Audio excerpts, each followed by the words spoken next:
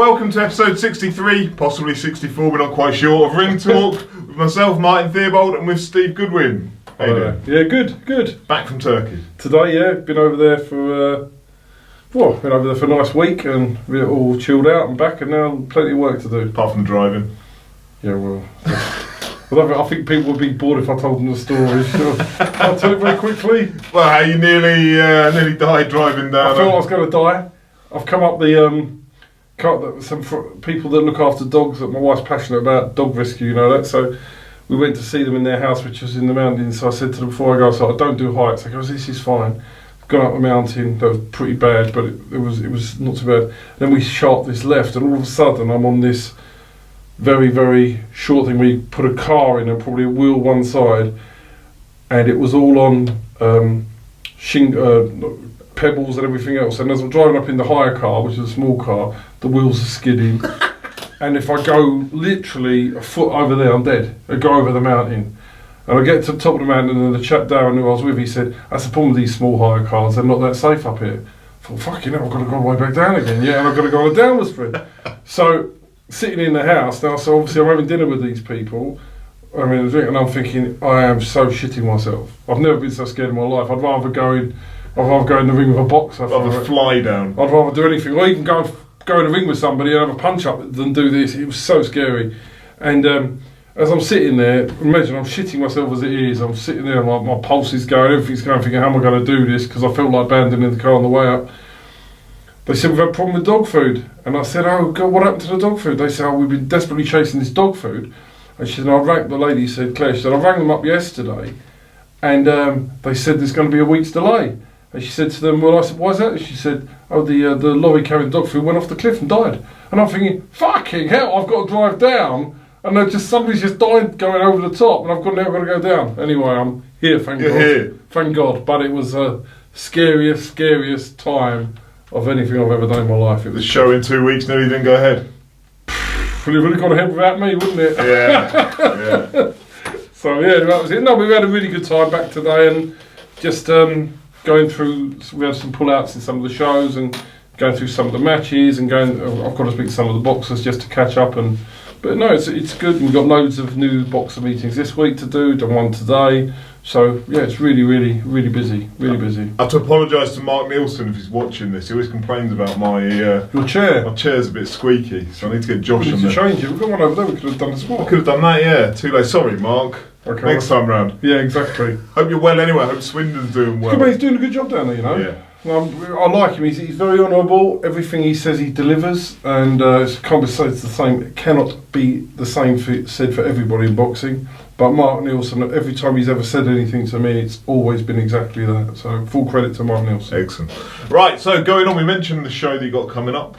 Just touch on it. Headlined by Brad Paul's Darren Codona. Good fight though, and Brad's. It's going to be while it lasts, and I think it's going to be a while it lasts. Yeah. I think it's going to be explosive and exciting. I know Brad wouldn't say it, and I queried with him on Twitter about it. Do you reckon he'll want to do a better job than Linus did, his stable mate, his gym mate? He won't say that, will he? No, he didn't say that, and he said he was more focused about getting a title. But, alright, let's ignore what he says. You've got to be, haven't you? Because you're going to gauge yourself. Because Linus, he's got the ultimate respect for Linus, because Linus is a brilliant fighter. Oh, they spar hundreds of rounds together. But he's going to want to look more impressive. Bragging rights. It's human nature, isn't it? Yeah, it is. They love each other. They're like the two, you know, and it's fantastic. But he's going to want to say to him, I got him earlier than you did, or whatever. He's going to want to do But Darren's a live competitor in there. And the thing was, Linus just basically outboxed him and broke him down, whereas Brad will go in probably...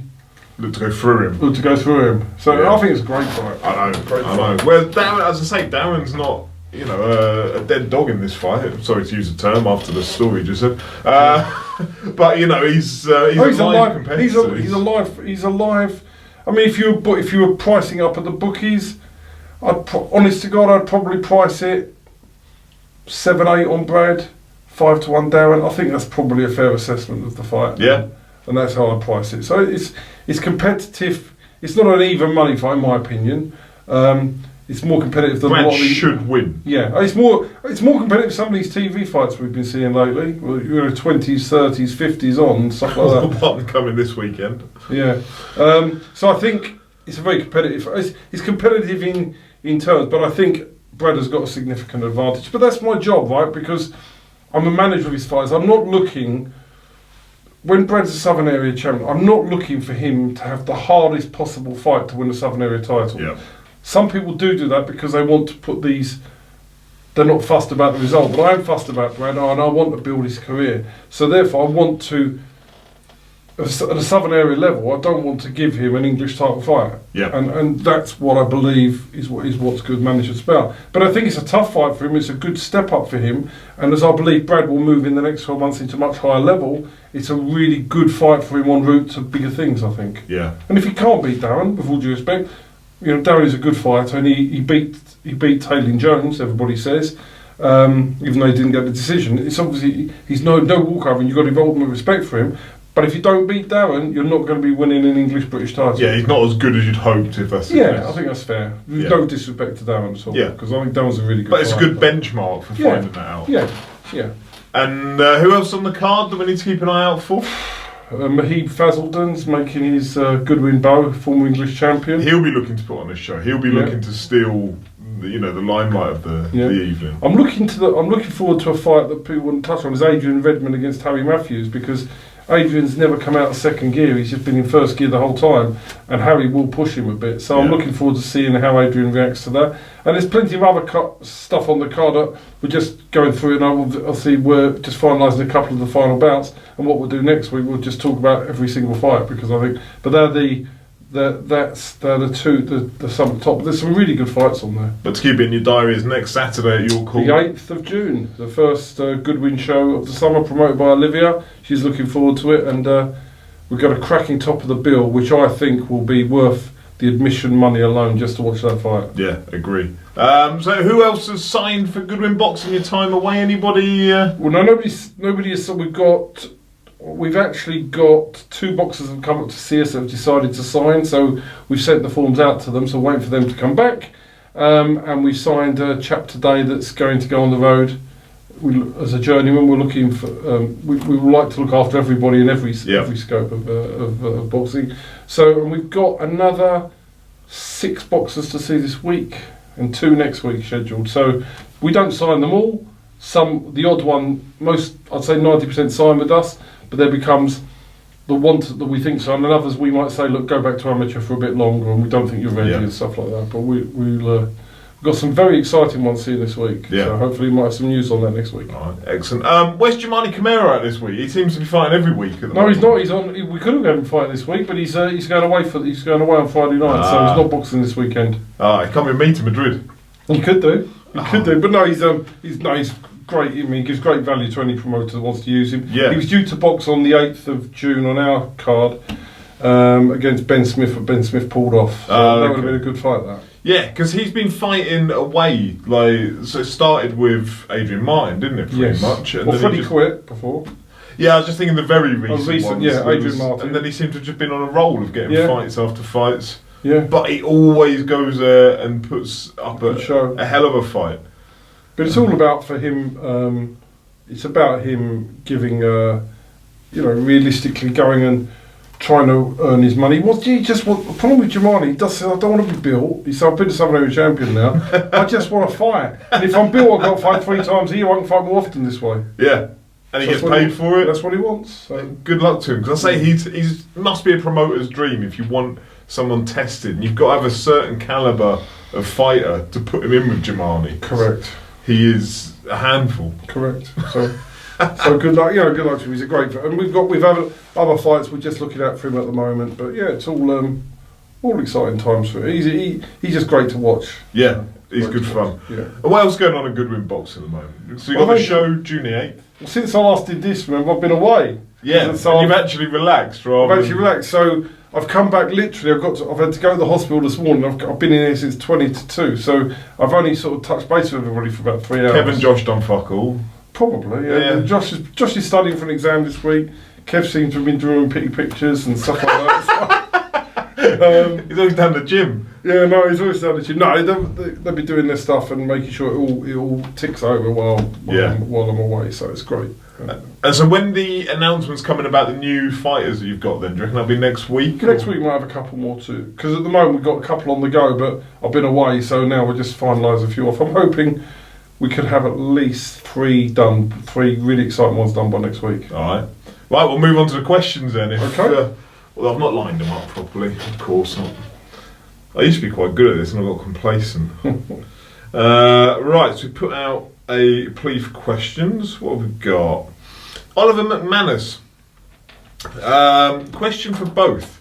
Floats and obvious exceptions, Joshua for example, aside, should we be seeing 4 or 6 rounders televised in prime time? Is it pointless to air such one-sided contests, or is it important in building a following and backstory to fighters just starting off? Neither. I think what you've got to look at is if you've got a TV card and the fights will go in round 1, round 2, round 3, you've got TV time to fill. Now you can't put a title fight as a floater. You can't. No title fighter is going to sit there and float.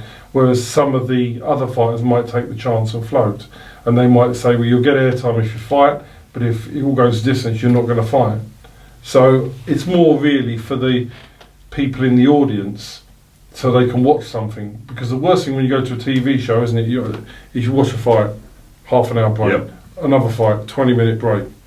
I get bored. That's why I don't like the big shows. Yeah. So the idea of floaters are so it keeps the audience entertained. I don't think the promoter gives a shit about building up that particular fighter who's a floater. They don't really. That might be something for the future, but they're not being put on there for that purpose. You end up with when Hughie Fury won Saturday night against Chris Norad. It was terrible. Oh, I haven't seen the fight, but I can imagine what it was like. Honestly, that Norad bloke, I think I could have taken him. I'm not just saying that.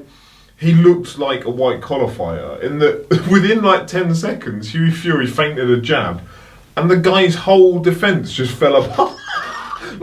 Just fell apart, and there wasn't even a punch thrown. He used his backhand, just swung it across there, and just opened himself up. But Channel 5 don't seem to have a lot of quality control on what they're doing, do they? We've seen that before. How have you signed this off? So that finishes in 2 rounds, and then they bring on some 4-rounder, which they're trying to bring the commentators in to say about the away fighter who's got a record of 0-6. I'm like, this is not. I've only turned it on for the Hughie Fury fight. I haven't turned anything else on. I don't think you should have that type of fight as a floater. Right? You can put much better fights than that on as a floater. So Kay Prosper had it, didn't he, on the David Hay undercard against the guy with the Scrabble name at the O2. He was a floater. Yeah, and he came on right at the end, didn't he? Yeah. Was that Innocent and Yahweh? That's it. Yeah. But yeah, that was a floater where I think he thought he'd be on earlier, didn't he? And yes. Then he got pushed around. It wasn't great. It wasn't a great scenario for him. I hate my fighters floating. Yeah. I try and avoid it whenever possible. Because you can also end up with a scenario of Chris Congo who never got to fight on the. Yeah, but I wouldn't do that. You're not going to sell a bucket load of tickets and float. I won't have my fight. I'll just say to the promoter, if that's not the agreement, we're not going on. I know some people want to do that, but I think it's really bad planning if you do that. Yeah. All right. Thank you very much, Oliver. UK Boxing 1 on Twitter. Not a dig at you in any way. Sounds like it. But was fighting a 0-41 opponent for 9-0 Graham Tyrrell on the Stevenage undercard, slightly insulting to him and people who have bought tickets to see him. I see his point. Get it? I get it. I mean, the problem you had with that was 10 days before the fight, Graham Tyrrell's original opponent pulled out. Right. And who matched? Do you match? Yeah, what happened was that we could do it together. What the problem was, we're given a budget so when Graham goes on the show. So this was the Billy Joe Saunders on the card. We were given an opponent, a budget for an opponent, and that was what we were given by the promoter. So whether they match it or we match it, we've got to run it within this particular budget. So when the original opponent pulled out and we were left with, I think it was 10 days to go to find an opponent, we've got, the primary thing is we've got to work within the budget. If we don't work within the budget, Graham doesn't get to fight. Yeah. And that's where we were. And I went through the list and we were struggling to get anybody in budget to do it. And it pretty much came down to Scott Hillman or Don't Box. Yeah. So That was what it was. Was it the ideal fight? Absolutely not. Was it insulting to him? Not really, because he wanted to box.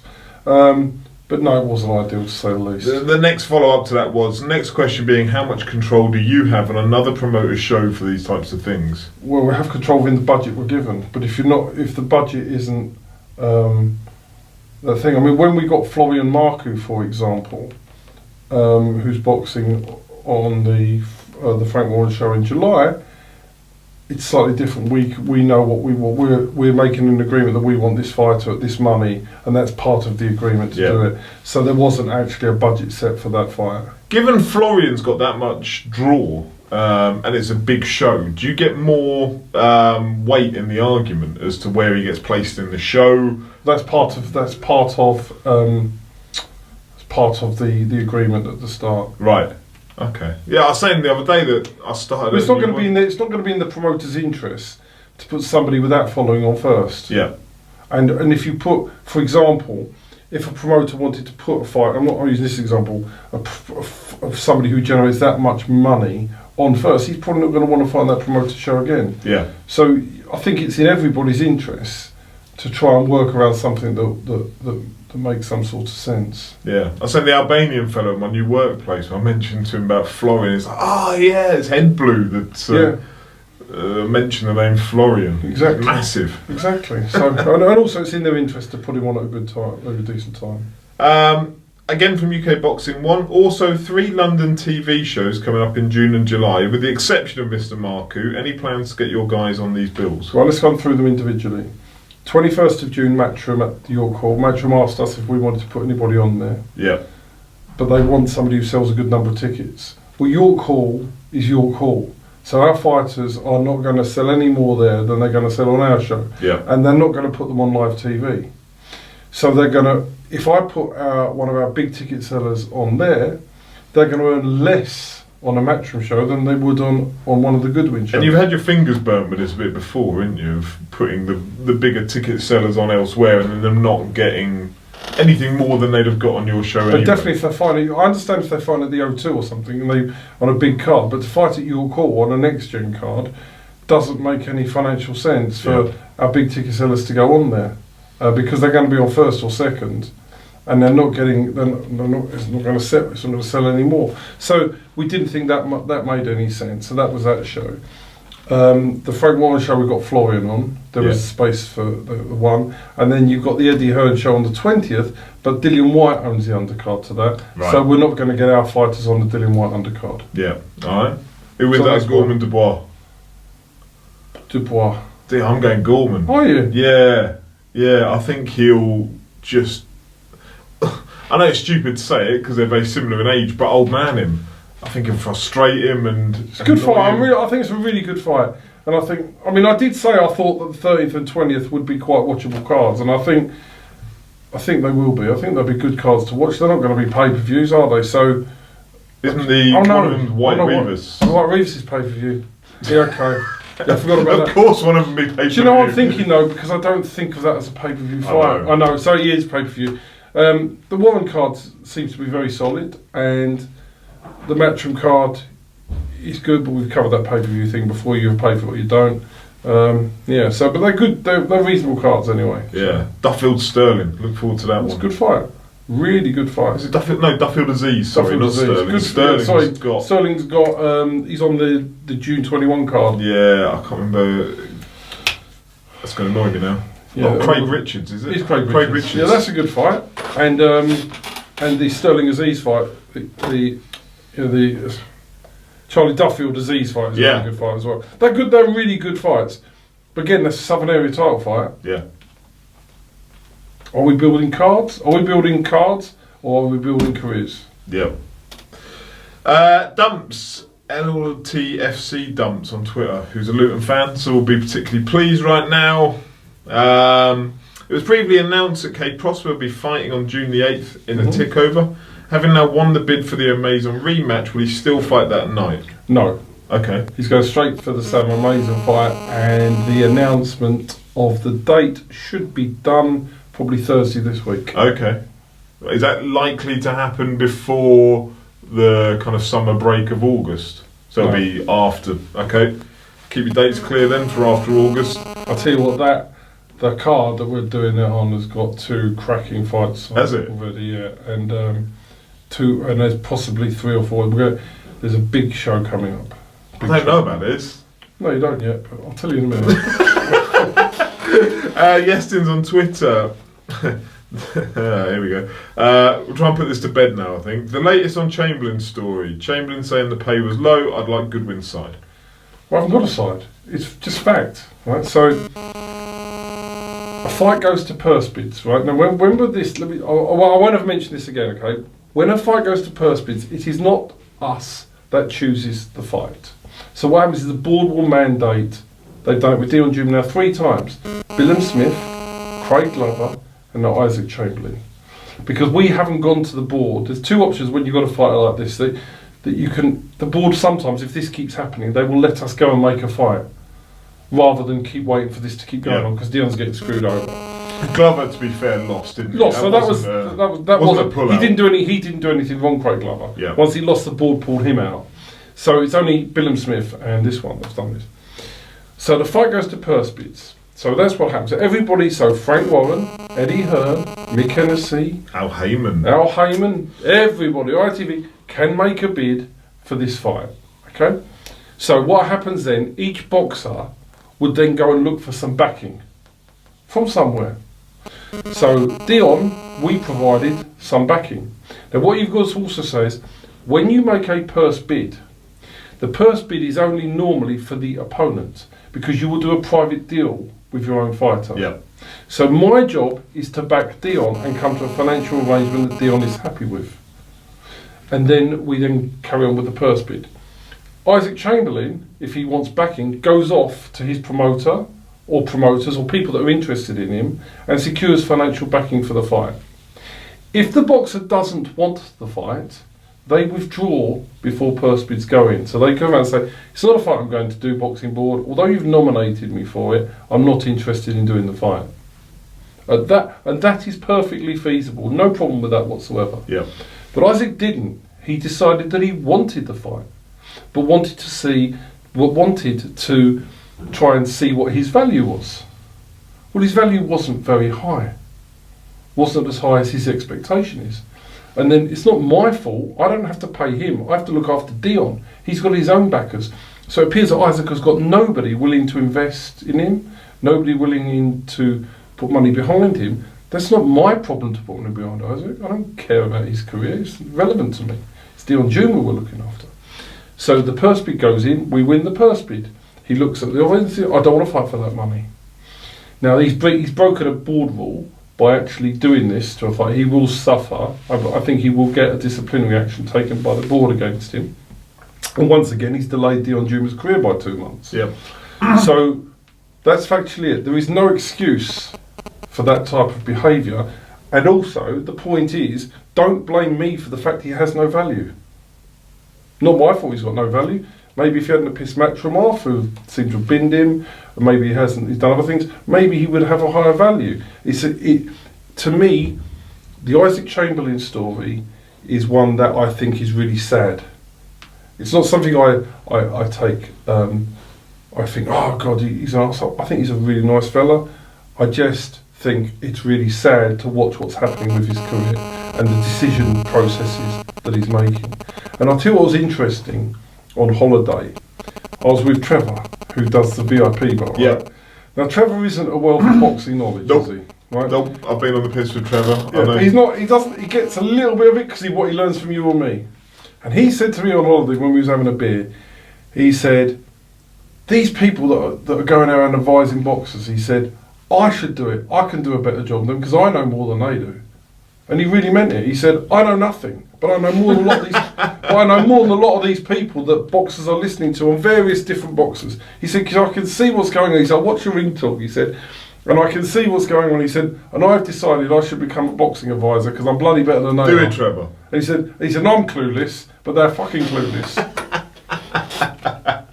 Good old Trevor. But he's probably not, in certain circumstances, got a bad thing because they're getting bad advice. Yeah.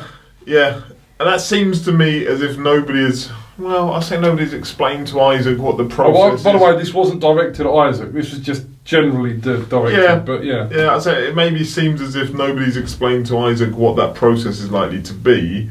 But then he's been through it before in the same scenario. So he's done the same to Wally Camacho. He pulled out and got disciplined. Yeah, so he got fined by the board for doing it before. It's his second offence. So he must know it's wrong. But why hasn't somebody said you can't do this? If I was managing Isaac Chamberlain, I'd be saying, Isaac, you cannot do this. And then you would then go and seek some backing from him as his manager to try and sort out what the hell's going on. Yeah. But I think it's just very sad. So in answer, what's my side of it? There isn't a side. You put in a bid. The bid was the highest. The highest. There were other bids, by the way.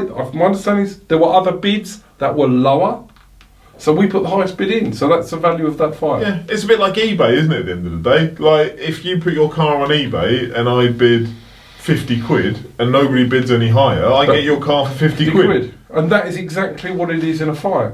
But once with eBay, you're contracted to put the car for sale, you've got to sell it. Here, you're supposed to sell it, but what he's doing is breaching the thing afterwards.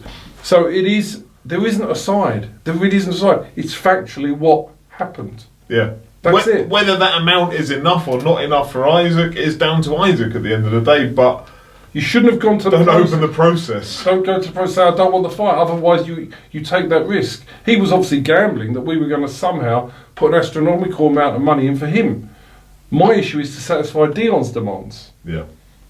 But my issue, so he's obviously misunderstood. Somebody's told him, if you do that, Goodwin might put a really big bid in because he's going to give you loads of money. No, I'm not. I'm going to make sure Dion's okay. I don't really care what you get paid. Yeah, he's not a commercial monster for you to bring in on a show, is it? No. Anyway. Alright, that's the end of Isaac Chamberlain. We won't answer anymore. We move on now. And as it is, Isaac moves on to wherever he's going, Dion moves on to wherever he's going, and it's time to move on now. Yeah. Ramez Mahmood, he's got his Southern Area featherweight. Well, he's got a purse bid out. Here we go again. Here we go again. He's not. Remember, I don't manage Ramez. My friend Mickey Amu does.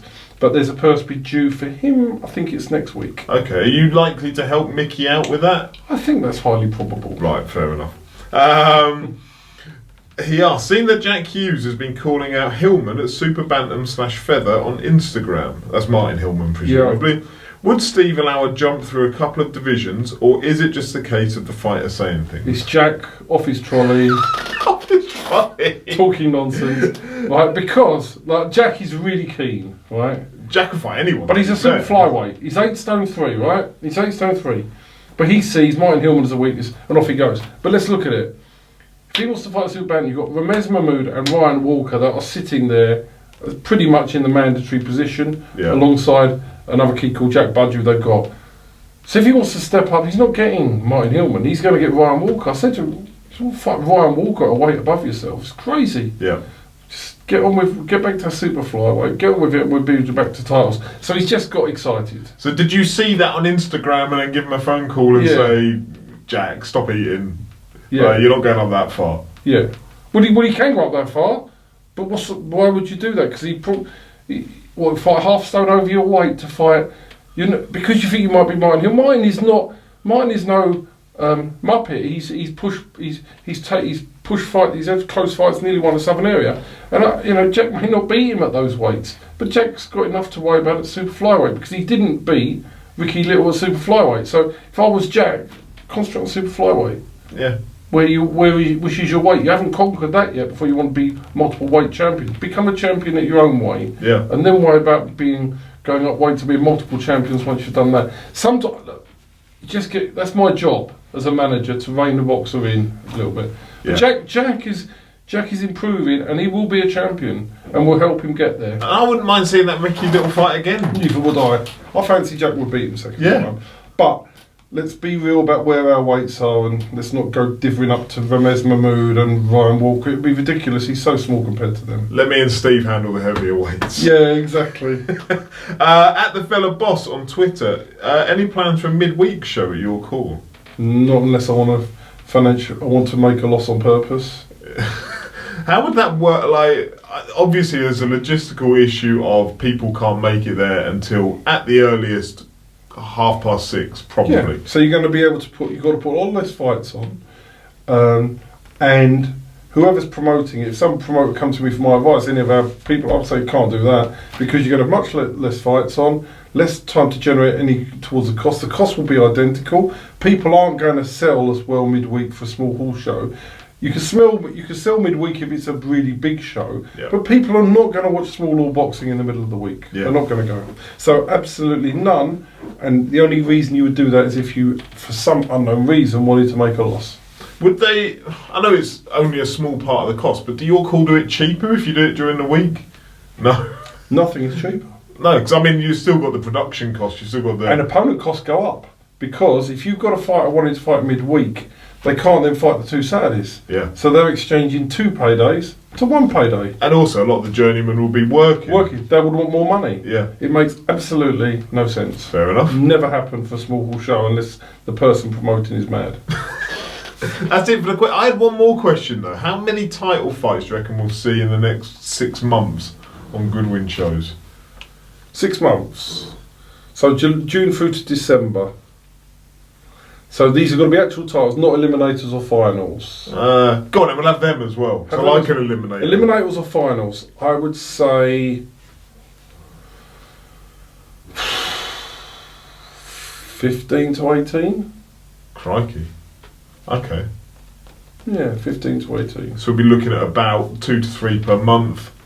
Yeah. On average with August off. I would say that would be, I would say mate, you might even touch 20. Yeah. There's so many fighters now ready to go. Yeah. And if we can get the right fights for them. I mean, you've got to look at how many we've got coming over the next 3 shows that I'm involved with helping on. And there's a hell of a lot of, so you've got the Brad Paul's one. Sean You've got the Sean Robinson. You've got the Dean Richardson one. Yeah. You've got the Daniel Mendez, Nick Parper one. You've got the Conor Vian Curtis Felix one. So there's 5 here. Yeah. Parper's serious, isn't he, at the moment? He's training hard. He's not mucking about. It's a good fight. Just Dion Juma's been over sparring Marius Breedis. Has he? Yeah. They've got good feedback from Breedis back as well. So how impressed he was with him. Yeah. So Daniel Mendes is going over for a bit of sparring with Breedis as well. Is he? What's the reason that you would get 2 in both Juma and Mendes going over there? They want southpaw sparring. Right. And so it's paid. You get paid. They get paid for it. So it's reasonable money. So and it's good experience for them. So they look after them, put them in hotels, give them food money, and pay them for the sparring sessions. Yeah. So it's good. So they just come to me and said, well, would they do it? So that was perfect for them. Do you organise that for the fighter, or does the fighter organise it? No, it's all done for the fighter. And, although Daniel, I gave him the contact number to do it because I was in Turkey. So for Dion, it was just all arranged, and we sent him the tickets, and it was all sorted out over there. All right. So it was good. So he had some good times over there. So it's all good. So we've now got the Dion Juma situation to resolve. So when does that get resolved? So that goes back to the board. Goes back to the board now with another pull-out. And when are they due? Middle of June. But we cannot afford another one of these messes like Bill and Smith and Chamberlain to do it to him again. We can't afford that. So can you reasonably push the board just to make him a mandatory for the British? Or? No, because he hasn't won in English. But they will. There's things that the board are very helpful when this sort of thing goes on. They understand the problems. Yeah. But I don't think it can't be made mandatory for the British on the basis of winning a southern area. But we can. They would be more accepting to us proposing a fight now. Okay. So you can possibly